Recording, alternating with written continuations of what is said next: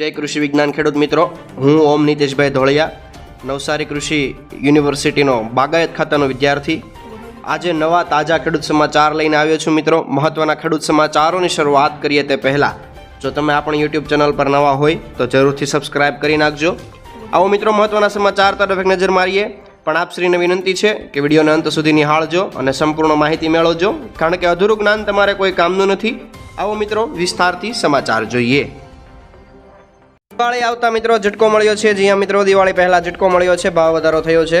LPG સિલિન્ડરના ભાવ દર મહિનાની પહેલી તારીખે અપડેટ થતા હોય છે, ત્યારે ગઈકાલે 1 ઓક્ટોબરના રોજ પણ ભાવ અપડેટ થયા હતા. તહેવારો પહેલાં જ ગ્રાહકો મોંઘવારીથી પરેશાન હોય ત્યારે કોમર્શિયલ એલપીજી સિલિન્ડરની ગેસમાં 50 રૂપિયાનો પર સિલિન્ડર વધારો કરવામાં આવ્યો છે.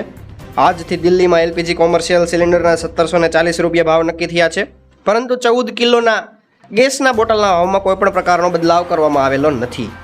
ઘરે બેઠા તમે લાયસન્સ કઢાવી શકો છો મિત્રો. લર્નિંગ લાયસન્સ બનાવવા માટે લાંબો સમય રાહ જોવી પડી રહી છે, તો ઘણા લોકોને 3 થી 4 મહિના બાદની તારીખો આપવામાં આવતી હોય છે. હવે વાહન લાયસન્સ માટે ધક્કા નહીં ખાવા પડે અને ઘરેથી લર્નિંગ એટલે કે કાચા લાયસન્સની પરીક્ષા આપી શકાશે. આ માટે આગામી 1 મહિનાનો પ્રક્રિયામાં અમલ થવાનો છે. આઈટીઆઈ અને WIAA સંસ્થામાં પણ લાયસન્સ પ્રક્રિયા ચાલુ રહેશે. નવી સિસ્ટમમાં મોબાઈલ કે કોમ્પ્યુટરથી ઓનલાઈન પરીક્ષા આપી શકાશે. 600 કરોડની સહાયને મંજૂરી મિત્રો. ગુજરાતમાં આવેલા પૂર અતિવૃષ્ટિ માટે 600 કરોડ રૂપિયાનું ફંડ કેન્દ્ર સરકારે મંજૂર કર્યું છે. જો કે SDRF કે NDRFમાંથી અપાશે તે અંગે કોઈ અંગેની સ્પષ્ટતા કરવામાં આવી નથી. પૂર પ્રભાવિત 3 રાજ્યો માટે કેન્દ્ર સરકારે લીધો છે મોટો નિર્ણય, જેમાંથી ગુજરાત અને 600 કરોડ રૂપિયાની મોટી રકમ ફાળવવામાં આવી છે. સરકારે કેન્દ્રીય નેશનલ ડિઝાસ્ટર રિસ્પોન્સ ફંડમાંથી એડવાન્સ તરીકે મણિપુર, ત્રિપુરા અને ગુજરાતને 675 કરોડ ફાળવ્યા છે. ગુજરાતમાં પડેલા વરસાદને કારણે ભારે નુકસાન થયું છે. નુકસાનને કારણે સરકારે રાજ્યને 600 કરોડ રૂપિયાની કેન્દ્રીય સહાય મંજૂર કરેલી છે. યુવાનોને દર મહિને 5000 રૂપિયાની ભેટ મિત્રો. કેન્દ્ર સરકાર યુવાનો માટે નવી યોજના શરૂ કરવા જઈ રહી છે. યુવાનોને નોકરી મેળવવામાં મદદરૂપ કરવાની છે, તેમજ તેમને દર મહિને 5000 રૂપિયા સુધીની રાહત પણ આપવાની છે. આ એક નવી સ્કીમ હશે, તેના માટેની ગાઈડલાઈન ટૂંક સમયમાં રજૂ કરવામાં આવશે. આ ઉપરાંત સરકારી યુવાનો માટે આ યોજના હેઠળ એક નવું પોર્ટલ પણ વિકસાવવામાં આવશે. હકીકતમાં ઇન્ટર્નશીપ યોજના બજેટ 2024માં પ્રસ્તાવિત કરવામાં આવી હતી, તેને શરૂ કરવાની તૈયારીઓ પૂરજોશમાં ચાલી રહી છે. અહેવાલ અનુસાર કેન્દ્ર સરકારનું કોર્પોરેટ અફેર્સ મંત્રાલય ટૂંક જ સમયમાં કેન્દ્ર સરકારની ઇન્ટર્નશીપ સ્કીમની શરૂઆત માટે ગાઈડલાઈન જાહેર કરવા જઈ રહ્યું છે. આ યોજના અલગ અલગ અઠવાડિયામાં કોઈપણ સમયે રજૂ કરી શકાય છે. આ ઉપરાંત એક સમર્પિત ઇન્ટર્નશીપ પોર્ટલ પણ રજૂ કરવામાં આવવાનું છે. હવે મળશે 20 લાખ રૂપિયાની સહાય મિત્રો. દેશમાં ચાલી રહેલી વિવિધ યોજનાઓ દ્વારા ગરીબ અને મધ્યમ વર્ગને લાભ આપવામાં આવતો હોય છે, માટે ભારત સરકારની ઘણી યોજનાઓ ચાલતી રહેતી હોય છે. તેમાંથી એક છે પ્રધાનમંત્રી મુદ્રા યોજના. આ યોજના વિશે આજે એટલે કે 23 જુલાઈ 2024ના રોજ નિર્મલા સીતારામણે સંસદ બજેટ રજૂ કરતી વખતે મુદ્રા લોનને લઈને મોટી જાહેરાત કરી હતી. લોનની લિમિટ વધારવામાં આવી છે. જાણવા લોન માટે શું અપડેટ, નવી જાહેરાતથી કોને લાભ થશે? તો મિત્રો, વાસ્તવમાં નિર્મલા સીતારામણે સંસદમાં બજેટ રજૂ કરતી વખતે જાહેરાત કરી હતી કે હવે મુદ્રા લોન 20 લાખ રૂપિયા સુધીની મળશે, અને પહેલા આ લોનની મર્યાદા માત્ર 10 લાખ રૂપિયાની જ હતી. સરકારે આપી વૃદ્ધોને મોટી ભેટ મિત્રો. દેશમાં વૃદ્ધોની સંખ્યા વધતી જતી હોય તેને ધ્યાને લઈને તમામ પ્રકારની સુવિધાઓ આપવામાં વ્યસ્ત કેન્દ્ર સરકારે વૃદ્ધોને સંબંધિત અટલ વયો અભ્યુદય યોજનાને વેગ આપવાનો નિર્ણય લીધેલો છે. બજેટમાં સરકારે વરિષ્ઠ નાગરિક કલ્યાણ ફંડમાંથી 279 કરોડ રૂપિયાની વિશેષ ફાળવણી કરેલી છે. આનો ખર્ચ દેશના વૃદ્ધાશ્રમોને અપગ્રેડ કરવાની સાથે તેમને તબીબી યોજના અને સાધનોથી સજ્જ કરવામાં આવશે, જેમાં વૃદ્ધોને ચશ્મા, વાંસ, શ્રવણ સાધન એટલે કે કાનનું બેરોમીટર અને વોકર વગેરે આપવામાં આવે છે. ચૂંટણી બાદ હવે દેવા માફીની જાહેરાત આવી છે મિત્રો. એક માહિતી અનુસાર ગુજરાતમાં કુલ 53,20,626 ખેડૂતો યાદીમાં નોંધાયેલા છે. તેમાંથી 37,28,639 ખેડૂતોને વર્ષ 2022-23 દરમિયાન એટલે કે 31મી જાન્યુઆરી 2023 સુધીમાં 10 મહિના માટે કુલ ખેતી કરવાની લોન 98,285 કરોડ રૂપિયાની લોન લીધી હતી. ભલે દરેક ખેડૂતોએ વધતા ઓછા પ્રમાણમાં ખેતી માટેની લોન લીધી હશે, પરંતુ એનો સીધો અર્થ એ થાય છે કે ગુજરાતના દરેક ખેડૂતને માથે 2,63,595 રૂપિયાનું દેવું છે, અને સતત મોંઘવારીને કારણે ખેડૂતો દિવસે ને દિવસે દેવાદાર બનતો થાય છે. જ્યારે તેલંગાણાની સરકારે ખેડૂતોનું 1 લાખ રૂપિયાનું દેવું માફ કર્યું છે, તેના કારણે ગુજરાતમાં પણ લોકસભાની ચૂંટણીના પરિણામ બાદ હવે દેવા માફીનો મુદ્દો ફરી એકવાર ચર્ચામાં છે. મોદી સરકાર ખેડૂતોના માત્ર 2 લાખ સુધીના દેવા માફ કરે તો પણ ગુજરાતના 90% ખેડૂતો દેવા મુક્ત થઈ શકે એમ છે, અને ગુજરાતના લાખો ખેડૂતોને દેવાના ભારમાંથી મુક્તિ મળી શકે તેમ છે. મોદી રાજમાં ખેડૂતોની આવક વધી મિત્રો. જ્યારથી કેન્દ્રમાં મોદીના નેતૃત્વ હેઠળ ભાજપની સરકાર બનાવવામાં આવી છે, ત્યારથી જ ખેડૂતોની આવકમાં વધારો થયો છે. ઘણી બધી યોજનાઓને અમલમાં મૂકવામાં આવી છે. કેન્દ્ર સરકાર દ્વારા ખેડૂતોની આવકમાં વધારો કરવા માટે સબસિડીથી લઈને પાક ઉગાડવા માટે 3 હપ્તામાં 6,000 રૂપિયાની સહાય અને કૃષિ ક્ષેત્રથી જોડાયેલા દરેક ક્ષેત્રને આગળ વધારવા માટેનું કામ કરવામાં આવી રહ્યું છે. ઓક્ટોબર મહિનામાં 2 વાવાઝોડા આવવાના છે મિત્રો. જ્યાં તમે સાચું સાંભળ્યું. હવામાન નિષ્ણાત અંબાલાલ પટેલ વધુમાં જણાવે છે કે 3 થી 5 ઓક્ટોબર વરસાદની શક્યતા રહેવાની છે અને 7 થી 12 વરસાદ થવાનો છે. 17 થી 30 ઓક્ટોબરમાં વારંવાર હવામાનના પલટા આવશે અને ઓક્ટોબર મહિનામાં 2 વાવાઝોડા આવવાના છે. બંગાળની ખાડીમાં વાવાઝોડું બનશે. તેની અસર 14 થી 28 ઓક્ટોબર બનવાની છે.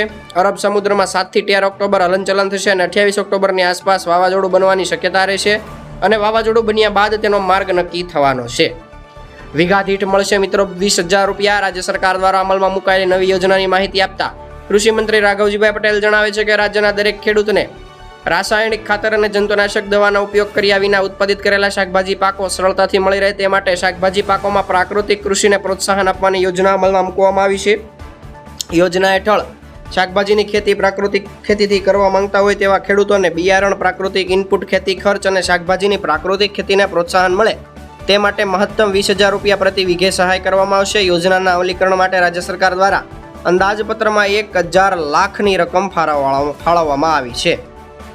ગુજરાતીઓને ટ્રાફિકમાંથી રાહત. જ્યાં મિત્રો ગુજરાતના મુખ્યમંત્રી ભૂપેન્દ્રભાઈ પટેલે મહત્વપૂર્ણ પ્રજાલક્ષી નિર્ણય લીધેલો છે. તેમાં રાજ્યમાં સાંકડા પુલ સ્ટ્રક્ચરને પહોળા કરવા 245 કરોડ રૂપિયા મંજૂર કરવામાં આવ્યા છે. નિર્ણયથી રાજ્યના 20 જેટલા માર્ગો પર 41 સાંકડા પુલ સ્ટ્રક્ચરના વાઇડનિંગથી ટ્રાફિક જામ થવાની સમસ્યાનું નિવારણ થવાનું છે. પહોળાઈને અનુરૂપ વાઇડનિંગ કરવાનું કામ હાથ ધરવાનું છે.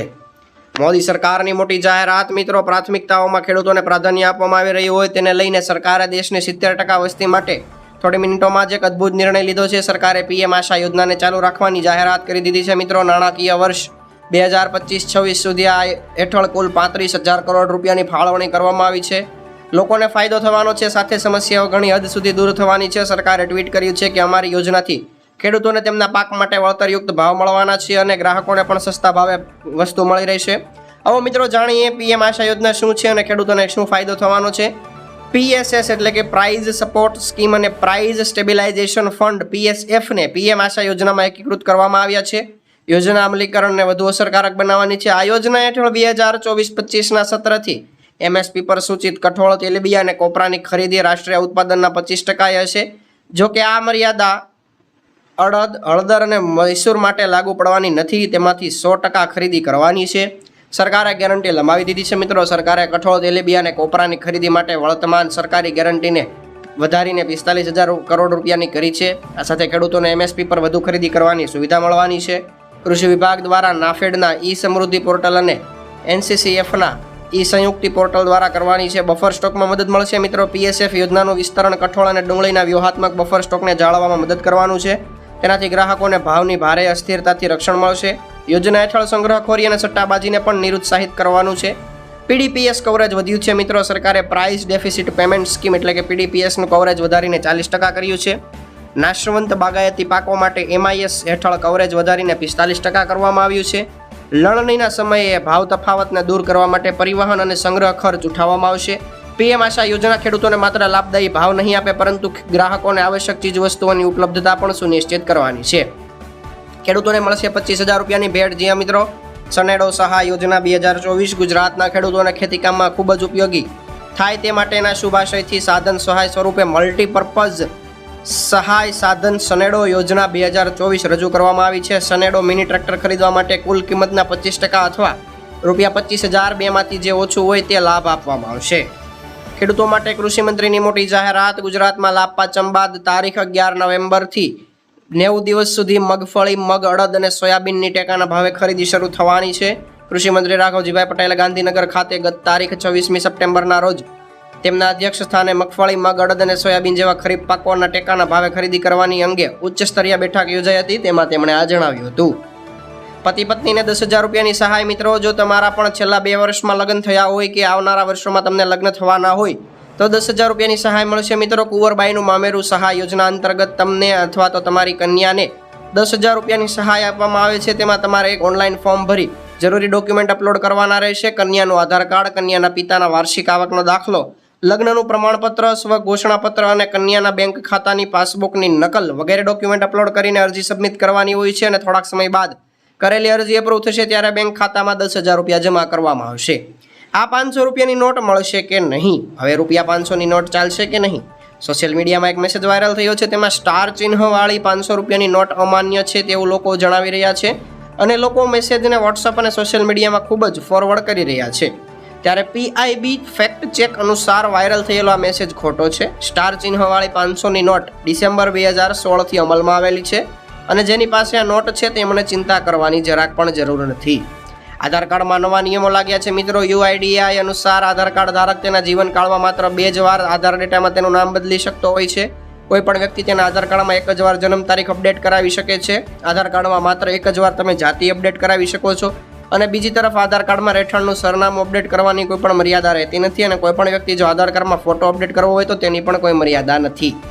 80 કરોડ લોકોને મફત રાશન અને છતાં કોંગ્રેસ અધ્યક્ષ મલ્લિકાર્જુન ખડગેએ સંસદમાં જણાવ્યું કે વિશ્વમાં સૌથી વધારે કુપોષિત લોકો ભારતમાં છે, જેની સંખ્યા 19.5 કરોડ છે. ઊંચા દાવા કરનારા PM મોદી માટે આ શરમજનક બાબત કહી શકાય. મોદી સરકારના 80 કરોડ લોકોને મફત રાશન આપવાનો દાવો કરે છે, પરંતુ હજી 10 કરોડ લોકો આ દાયરાની બહાર છે, કારણ કે 2021થી વસ્તી ગણતરી થઈ નથી અને ખડગેએ આ માટે મોંઘવારીની પણ અન્ય કારણ ગણાવી હતી. આ હતા મિત્રો આજના મુખ્ય સમાચાર. નવા સમાચારો સાથે ફરી એકવાર મળીશું. ત્યાં સુધી જોતા રહો આપણી YouTube ચેનલને. જય કૃષિ વિજ્ઞાન.